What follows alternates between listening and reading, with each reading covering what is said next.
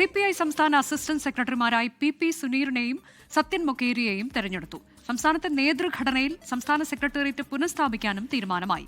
25-അംഗ സംസ്ഥാന എക്സിക്യൂട്ടീവിനെയും തെരഞ്ഞെടുത്തു. നിലവിൽ അസിസ്റ്റന്റ് സെക്രട്ടറിയായിരുന്ന PP സുനീർ തുടരുമെന്ന് ഉറപ്പായിരുന്നെങ്കിലും രണ്ടാമത്തെ അസിസ്റ്റന്റ് സെക്രട്ടറി ആരാകുമെന്നതായിരുന്നു CPI സംസ്ഥാന കൗൺസിൽ യോഗത്തെ ചുറ്റിപ്പറ്റി ഉയർന്ന ആകാംക്ഷ.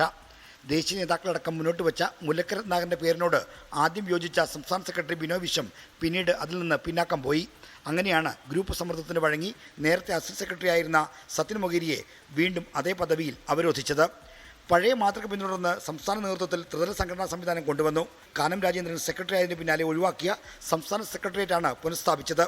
എന്നാൽ സംസ്ഥാന കൗൺസിലിന്റെയും എക്സിക്യൂട്ടീവിന്റെയും അധികാരം കവരാനാണ് സെക്രട്ടേറിയറ്റ് സംവിധാനം മടക്കിക്കൊണ്ടുവരുന്നതെന്നാണ് നേതാക്കൾ വിമർശിച്ചത്.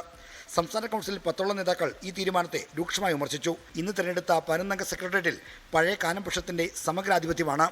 25-അംഗ സംസ്ഥാന എക്സിക്യൂട്ടീവിനെയും തെരഞ്ഞെടുത്തു.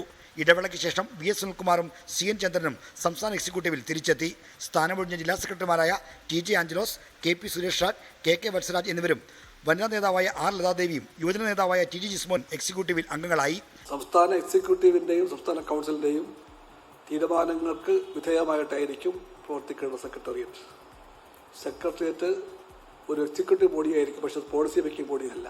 സെക്രട്ടേറിയറ്റ് ദൈനംദിന പ്രവർത്തനങ്ങളിൽ പാർട്ടിക്ക് കൂടുതൽ ഊർജ്ജസ്വലമായ നേതൃത്വം തരും. ബിനോയ് വിശ്വത്തിനെതിരെ അധിക്ഷേപ പരാമർശം നടത്തിയ കമലാ സദാനന്ദനെയും KM ദിനകരനെയും എക്സിക്യൂട്ടീവിൽ നിലനിർത്തി.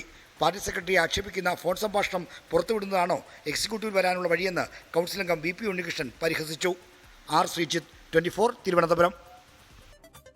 ലോകത്തെവിടെയായാലും ഏത് സമയത്തും 24 വാർത്തകളും ഓഗ്മെന്റഡ് റിയാലിറ്റി പാക്കേജുകളും എക്സ്പ്ലെയിനറുകളും വിശദമായി കാണാൻ ഞങ്ങളുടെ YouTube ചാനൽ നിങ്ങൾക്ക് സബ്സ്ക്രൈബ് ചെയ്യാം.